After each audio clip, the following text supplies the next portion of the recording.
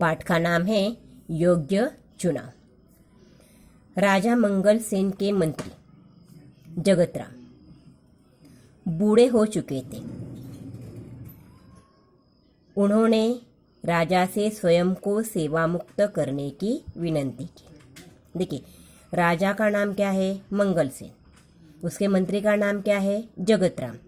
ये जगतराम बूढ़े हो चुके थे और उन्होंने राजा से स्वयं को सेवा मुक्त करने की विनती की। सेवा मुक्त करना, इसका अर्थ क्या होता है? तो नौकरी से छुटकारा पाना या नौकरी से निवृत्त होना। विनती का अर्थ क्या है? प्रार्थना। उन्होंने राजा से प्रार्थना की कि मैं अब बूढ़ा हो चुका हूँ, मुझे इस नौकरी से मुक्त कीजिए। राजा मंगल सेन ने कहा, आप पहले अपने जैसे सेवाभावी, परोपकारी और ईमानदार मंत्री का चुनाव कर लीजिए, तभी आपको सेवा मुक्त किया जा सकता है। सेवाभावी का अर्थ क्या है? तो सेवा की भावना जानने वाला या सेवा की भावना वाला। राजा ने जगतराम से कहा कि तब तुम सेवा मुक्त हो जाओगे। जगतराम ने आदेश दिया, राज्य में ढिंडोरा पिटवा दो कि राज्य के नए मंत्री का चयन अगले गुरुवार को किया जाएगा। चयन यानी चुनाव। इस पद के इच्छुक 11 बजे राज दरबार में पहुंचे। इच्छुक यानी जिसे मंत्री होने की इच्छा हो, ऐसे उम्मीदवार को उन्होंने गुरुवार के दिन सुबह 11 बजे का समय दिया कि उसी समय मंत्री का चुनाव हो जाएगा।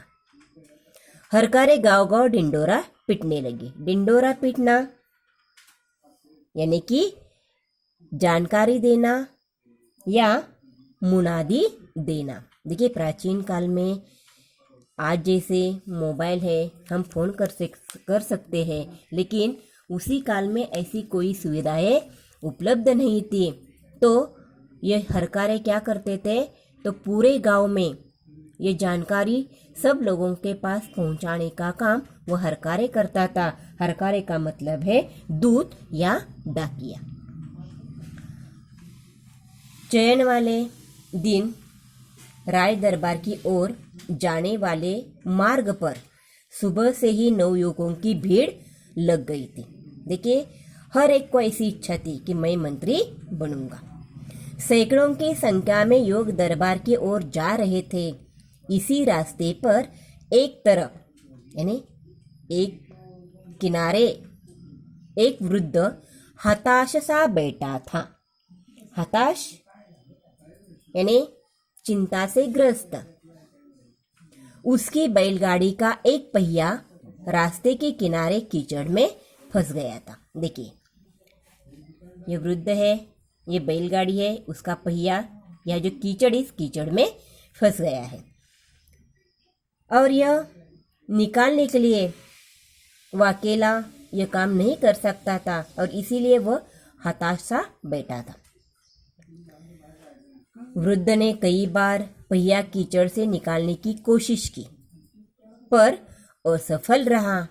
मंत्री पद के अनेक उम्मीदवारों ने राज दरबार जाते समय दृश्य देखा पर किसी ने भी वृद्ध की सहायता नहीं की।